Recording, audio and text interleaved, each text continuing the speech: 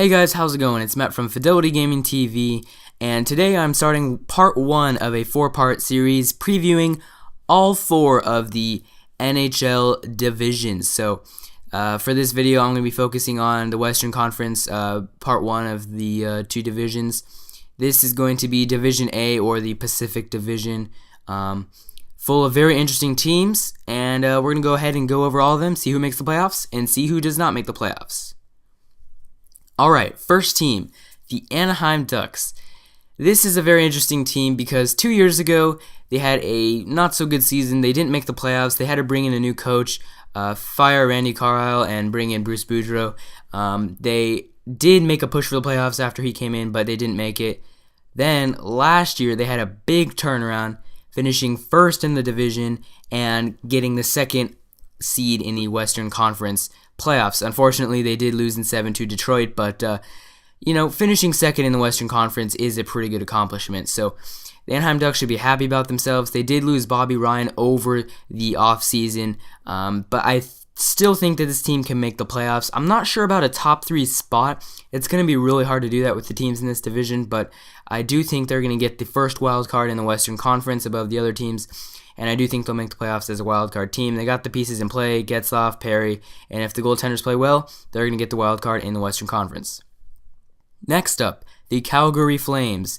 This team is, in my mind, one of the worst teams now in the National Hockey League.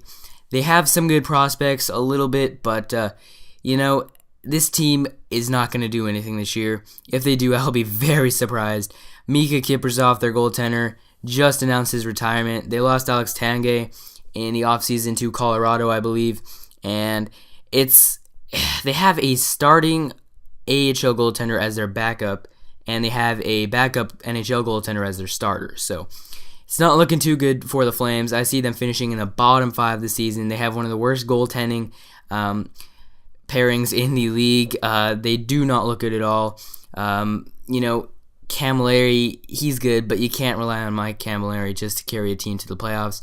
Like I said, see them finishing in the bottom 5 of the league, and this is going to be a season to forget in Calgary.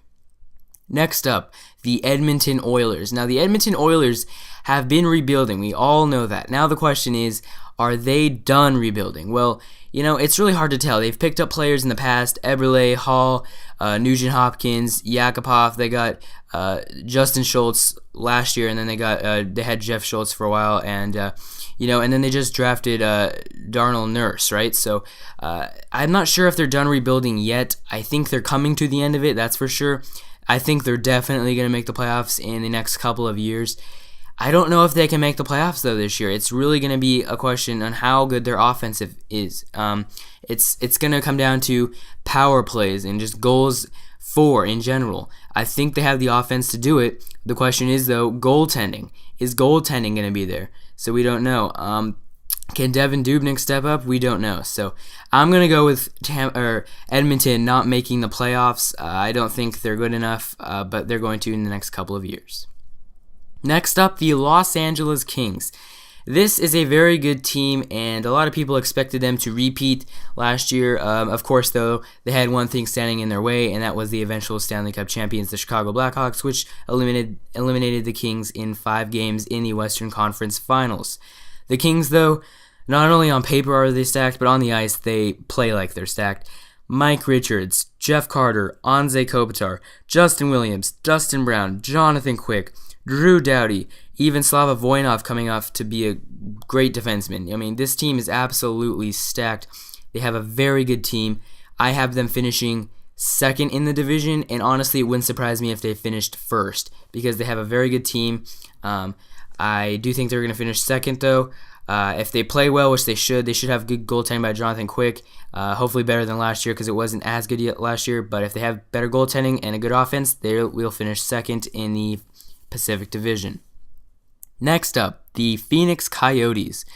This team is a very awkward team, if I may. Not really offensive. They definitely are lacking that score. They got Radim Verbata, but he's not good enough. Sort of like Mike Camilleri in Calgary, he can't just lead a team to the playoffs. it's going to be really hard for them. They got Shane Doan, Roosevelt. They got those guys. They can score.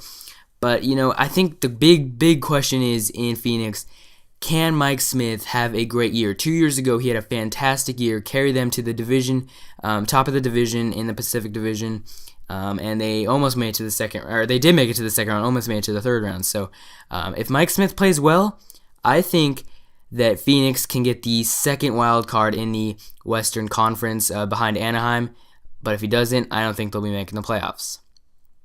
Next up, the San Jose Sharks. The San Jose Sharks last season had I guess you could say a disappointing season for them because they lost in round 2 of the playoffs just by 1 goal. Their Los Angeles Kings, their rivals, beat them.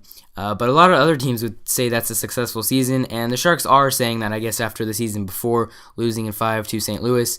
But I think the question is for San Jose, can their old-timer guys get the job done? We already know Joe Pavelski, Logan Couture, and the younger guys of the group are going to be doing good. But can Dan Boyle, can Patrick Marleau, can Joe Thornton get the job done? Can they score? The Sharks should be able to score enough.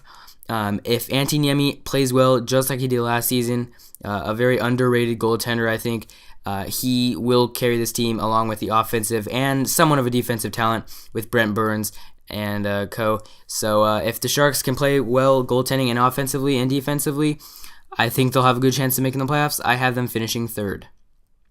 Next up, the Vancouver Canucks. This team is a very good team, a very solid team. They got Alexander Burrows, they got Hendrik Sedin, they got Daniel Sedin, and I even think that Kevin Bieksa is a very good defenseman. He's a very key part to this team. They can score, there's no doubt about that. They definitely can. Their defense it's pretty good, but I think the biggest question for them is goaltending, just like a lot of teams. Roberto Luongo now is by himself. He doesn't have Corey Schneider to try to steal the show. It's all up to him now. So if he can get the job done and he can, put up some solid numbers, it doesn't have to be outstanding Vezina worthy, but if he can put up some solid numbers next year, the Vancouver Canucks will do very good. If their offense stays good, I see them winning the division, getting 1st overall in the division, and getting 2nd overall in the Western Conference. All right, so that was the Pacific Division preview for the NHL for the 2013 through 2014 season. I hope you guys enjoyed. Next up is the Central Division in the Western Conference. Stay tuned for that. Check out the channel. Leave us a like. I will see you guys next time. This is Matt signing off of Fidelity Gaming TV. Peace.